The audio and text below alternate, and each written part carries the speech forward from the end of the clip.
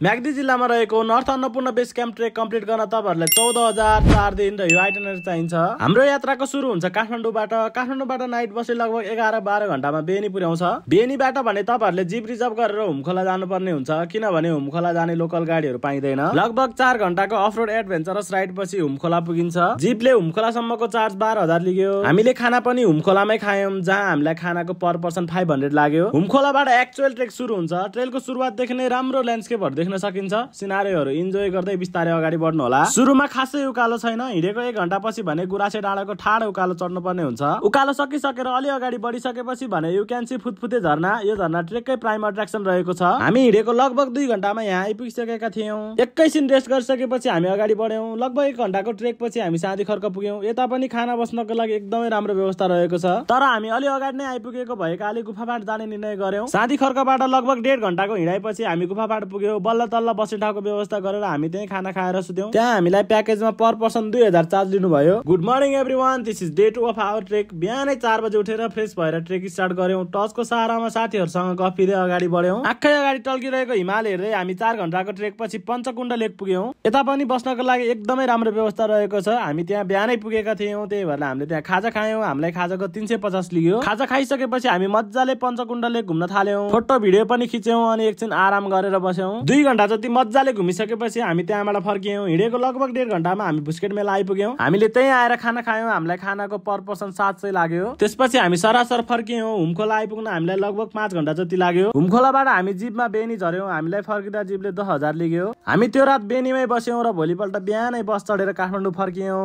This is how we complete our north Annapurna base camp trek. Thank you for watching.